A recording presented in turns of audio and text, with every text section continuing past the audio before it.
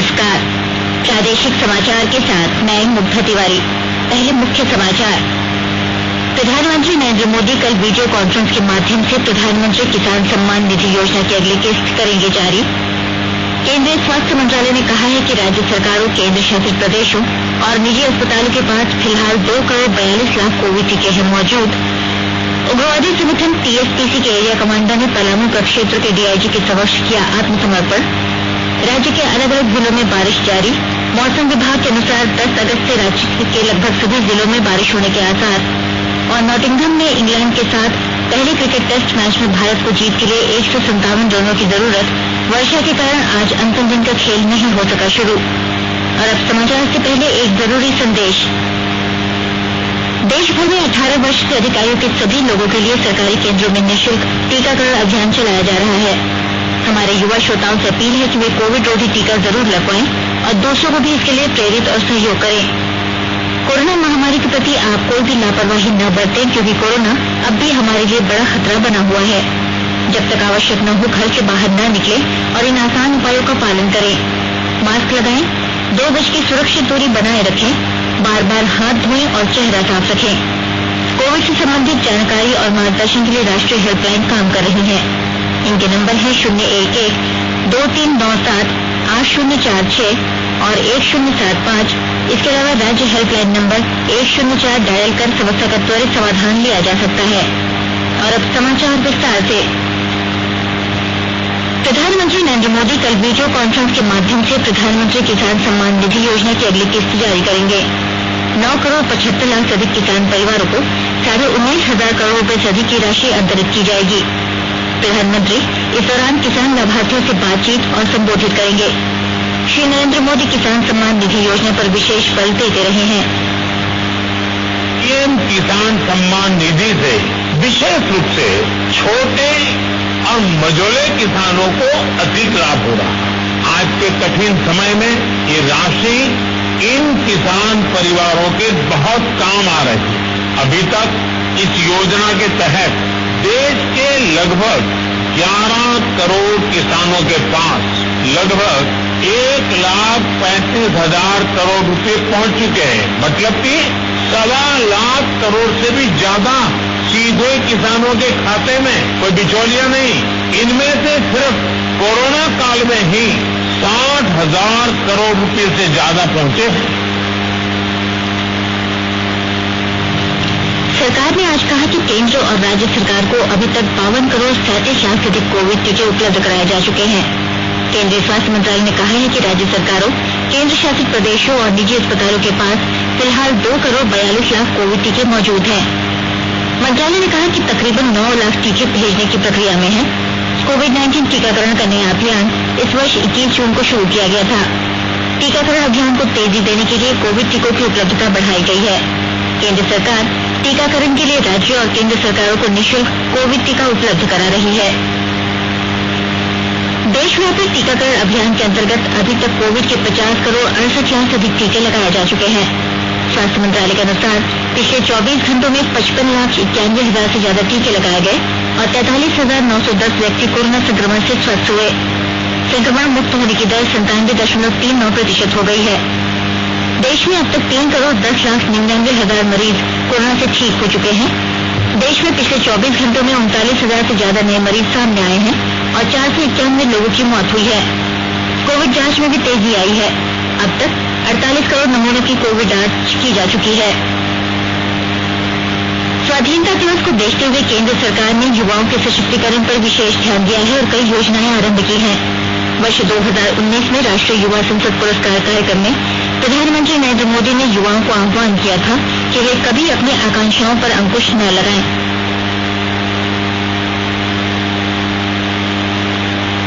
मैं हमेशा कहता हूं कि युवा सपनों को, आकांक्षाओं को रोकना नहीं चाहिए, उन्हें उन्मुक्त गगन में उड़ने देना चाहिए। क्योंकि युवा नए आइडिया से, फ्रेशनेस से भरा हुआ होता है, ऊर्जा होती है, तेजस्विता होती, शार्पनेस होती, उस पर अतीत का बोझ नहीं होता।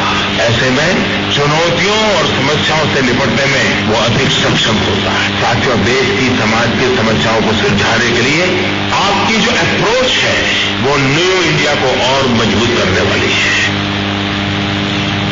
केंद्रीय अन्वेषण ब्यूरो सीबीआई ने न्यायाधीशों और न्यायपालिका के विरुद्ध सोशल मीडिया पर आपत्तिजनक पोस्ट डालने के कल 2 और लोगों को गिरफ्तार किया है। इन दोनों लोगों को आज आंध्र प्रदेश के गुंटूर में एक अदालत में पेश किया गया। इससे पहले सीबीआई ने 28 जुलाई को भी 2 आरोपियों को गिरफ्तार किया है। इस मामले में सीबीआई ने 9 जुलाई को पहले गिरफ्तारी की थी। सीबीआई ने इस मामले में अभी तक कुल 5 लोगों को गिरफ्तार किया है। इन लोगों पर आरोप लगाया गया है कि आंध्र प्रदेश उच्च न्यायालय के कुछ निर्णय को लेकर न्यायाधीशों और न्यायपालिका के खिलाफ सोशल मीडिया पर आपत्तिजनक पोस्ट डाली थी। सीबीआई ने आरोपियों के परिसरों में भी तलाशी अभियान चलाया है और आपत्तिजनक दस्तावेज बरामद किए हैं। 75वें स्वतंत्रता दिवस के उपलक्ष्य में देश स्वतंत्रता का अमृत महोत्सव मना रहा है। इस अवसर पर देश भर में अनेक कार्यक्रमों का आयोजन किया जा रहा है। यह महोत्सव जन भागीदारी की भावना से एक जन उत्सव के रूप में मनाया जाएगा। भारत छोड़ो आंदोलन की आज 79वीं वर्षगांठ है। 1942 में आज ही के दिन राष्ट्रपिता महात्मा गांधी ने देश से अंग्रेजों को भगाने के लिए करो या मरो का नारा दिया था। आंदोलन की शुरुआत दक्षिण मुंबई के ग्वालियर टैंक मैदान से हुई थी। यह दिन प्रतिवर्ष अगस्त क्रांति दिवस के रूप में मनाया जाता है। आकाशवाणी के ताजा तरीन समाचारों के लिए आप हमारी वेबसाइट news.air.com पर लॉग ऑन कर सकते हैं। ताजा समाचार Twitter handle @AIR News Alerts और Facebook page all India radio news पर भी उपलब्ध है। आप प्रादेशिक समाचार एकांश के ट्विटर हैंडल @AIR News _ और फेसबुक, इंस्टाग्राम पेज तथा YouTube channel AIR News Ranchi पर भी हमारे बुलेटिन सुन सकते हैं। प्रादेशिक समाचार आप आकाशवाणी रांची से सुन रहे हैं और अब पेश है कोरोना से बचाव के कुछ संदेश।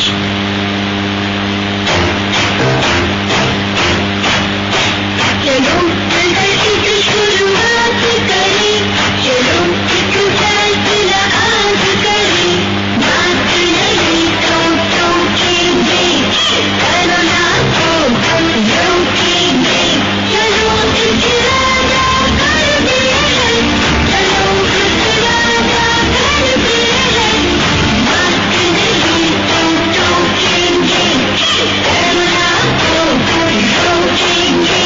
भारत सरकार द्वारा जनहित में जारी। कोविड-19 से बचाव और सुरक्षित रहने के 3 उपाय। मास्क लगाएं, 2 गज दूरी है जरूरी, सुरक्षित दूरी रखें, हाथ और मुंह साफ रखें।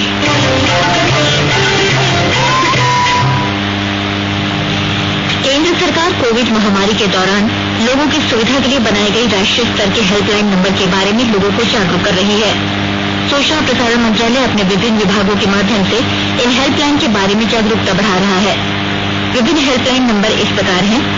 कोविड संबंधी सवालों के जवाब देने के लिए स्वास्थ्य और परिवार कल्याण मंत्रालय की हेल्पलाइन है 1075, राज्य हेल्पलाइन नंबर है 104, महिला और बाल विकास मंत्रालय की चाइल्ड हेल्पलाइन है 1098, वरिष्ठ नागरिकों के लिए सामाजिक न्याय और अधिकारिता मंत्रालय की हेल्पलाइन है 14567, मनोवैज्ञानिक सहायता के लिए निम्हांस का नंबर है 080461100007, आयुष कोविड परामर्श हेल्पलाइन नंबर है 14443 और माई गॉव व्हाट्सएप हेल्प डेस्क नंबर है 9013151515। झारखंड सरकार की उग्रवादी आत्मसमर्पण पुनर्वास निधि नई दिशा के तहत लातेहार के पुलिस अधीक्षक कार्यालय में आज उग्रवादी संगठन तृतीय सम्मेलन प्रस्तुति कमेटी TSPC के एरिया कमांडर अनिल उरांव उर्फ बादल ने आत्मसमर्पण किया। उसने पलामू प्रक्षेत्र के DIG राजकुमार लकड़ा और पुलिस अधीक्षक अंजनी अंजन के समक्ष आत्मसमर्पण किया। मौके पर DIG और पुलिस अधीक्षक ने संयुक्त रूप से मीडिया को बताया कि अनिल उरांव चंदवा थाना क्षेत्र के सेरक गांव का रहने वाला है। उसने पूर्व में JJMP उग्रवादी संगठन के सुप्रीमो पप्पू लोहरा और लवलेश गंझू के दस्ता में रहकर लातेहार, चंदवा, हेरहंज, बालूमाथ थाना क्षेत्र में कई नक्सली घटना को अंजाम दिया है। DIG राजकुमार लकड़ा ने कहा कि सरकार द्वारा चलाई जा रही आत्मसमर्पण नीति का लाभ लेकर उग्रवादी आत्मसमर्पण करें, नहीं तो पुलिसिया कार्रवाई जारी रहेगी। बिहार झारखंड के सीमावर्ती इलाकों में शराब तस्करी रोकने को लेकर व्यापक अभियान चलाया जा रहा है। कोडरमा के स्थित गांव के रास्ते बिहार तक शराब तस्करी करने के लिए एक घर की चहारदीवारी में छिपाकर रखे गए भारी मात्रा में शराब कोडरमा पुलिस ने बरामद किए हैं। अनुमंडल पुलिस पदाधिकारी अशोक कुमार की अगुवाई में की गई छापेमारी में लाखों रुपए के शराब बरामद किए गए। श्री कुमार ने बताया कि रांची पटना मुख्य मार्ग में पुलिस की चेकिंग होने के कारण शराब तस्कर सतगावा के रास्ते झारखंड से बिहार शराब की तस्करी करते हैं। कोडरमा के पुलिस अधीक्षक कुमार गौरव ने बताया कि फिलहाल इस मामले में किसी की गिरफ्तारी नहीं हो पाई है, लेकिन लगातार छापेमारी अभियान जारी है। दुमका जिले के लुप्त होते कठपुतली हस्तशिल्प को विकसित करने के लिए भारत सरकार के वस्त्र मंत्रालय ने पहल की है। और ब्यौरे के साथ हमारे दुमका जिले के संवाददाता की रिपोर्ट। दुमका जिले के लुप्त होते कठपुतली हस्तशिल्प को विकसित करने के लिए भारत सरकार के वस्त्र मंत्रालय ने बड़ी पहल की है। चदर वदर नाम से प्रचलित इस हस्तशिल्प का विशेष प्रशिक्षण शिविर का आयोजन जिले के मसलिया प्रखंड में किया गया है। इसमें पारंपरिक कलाकारों के अलावा गैर पारंपरिक कलाकार भी हिस्सा ले रहे हैं। इस प्रशिक्षण में कीर्तन करने वाले लोक कलाकारों को भी सम्मिलित किया गया है, ताकि वे कीर्तन में इस कठपुतली कला को भी जोड़ सके और इसे समृद्ध कर सकें। यह प्रशिक्षण शिविर 20 दिनों का है और इसे लेकर यहाँ के लोगों में खासा उत्साह भी है। आर के नीरज, आकाशवाणी समाचार, दुमका। गुमला जिले के 29वें पुलिस अधीक्षक के रूप में आज डॉक्टर एहतिशाम वकारिब ने पदभार ग्रहण किया। इस मौके पर उन्होंने कहा कि जिले में नक्सल उन्मूलन में बेहतर काम हुए हैं, कुछ काम अधूरे रह गए हैं, उसे पूरा करने का प्रयास किया जाएगा। गोड्डा जिले की अमरपुर पंचायत से सुदूरवर्ती गांव सहरपुरा में शहीद निर्मल महतो की 37वीं पुण्यतिथि पर ग्रामीण युवकों ने उन्हें श्रद्धांजलि दी और उनकी याद में छोटी सभा आयोजित की। पश्चिमी सिंहभूम जिले के सुदूरवर्ती क्षेत्र की महिलाओं ने जहां चाह वहां राह वाली कहावत को एक बार फिर साबित किया है। और ब्यौरे के साथ हमारे पश्चिमी सिंहभूम जिले के संवाददाता की रिपोर्ट। जिले के सुदूरवर्ती क्षेत्र की महिलाओं ने जिले के खुटपानी प्रखंड के इचकिन गांव में तसर उत्पादन की एक कंपनी बनाकर गांव की कम पढ़ी लिखी महिलाओं ने न सिर्फ खुद को स्वावलंबी बनाया, बल्कि 2.5 साल के भीतर 2.25 करोड़ की कंपनी खड़ी कर दी। झार महिला तसर प्रोड्यूसर कंपनी ने उन्नत किस्म के तसर बीज का उत्पादन कर दूसरे तसर किसानों को भी इस महामारी के दौर में अप्रत्याशित आर्थिक लाभ पहुंचाया है।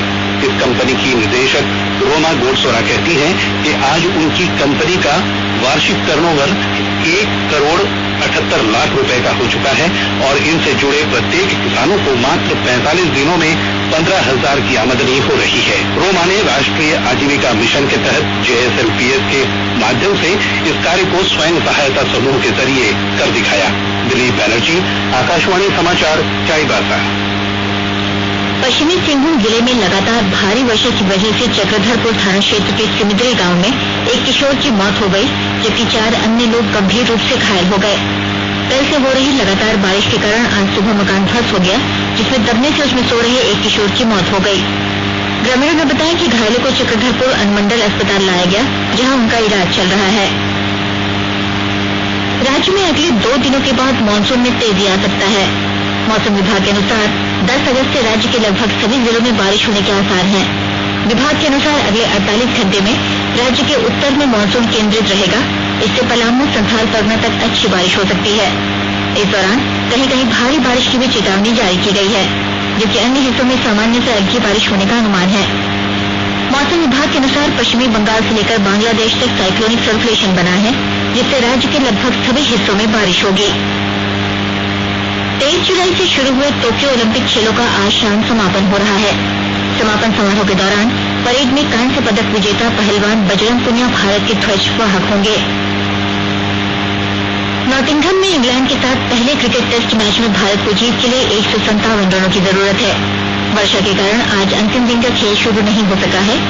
कल का खेल समाप्त होने तक भारत ने 1 विकेट पर 52 रन बना लिए थे। चेतेश्वर पुजारा और रोहित शर्मा क्रीज पर थे। इससे पहले इंग्लैंड ने पहली पारी में 183 जबकि दूसरी पारी में 303 रन बनाए थे। जवाब में भारत ने पहली पारी में 278 रन बनाकर 95 रनों की बढ़त हासिल की थी। अंत में मुख्य समाचार एक बार फिर। प्रधानमंत्री नरेंद्र मोदी कल वीडियो कॉन्फ्रेंस के माध्यम से प्रधानमंत्री किसान सम्मान निधि योजना की अगली किस्त करेंगे जारी। केंद्रीय स्वास्थ्य मंत्रालय ने कहा है कि राज्य सरकारों, केंद्र शासित प्रदेशों और निजी अस्पतालों के पास फिलहाल 2 करोड़ 42 लाख कोविड टीके हैं मौजूद। उग्रवादी संगठन TSPC के एरिया कमांडर ने पलामू प्रक्षेत्र के DIG के समक्ष किया आत्मसमर्पण। राज्य के अलग अलग जिलों में बारिश जारी। मौसम विभाग के अनुसार 10 अगस्त से राज्य के लगभग सभी जिलों में बारिश होने के आसार।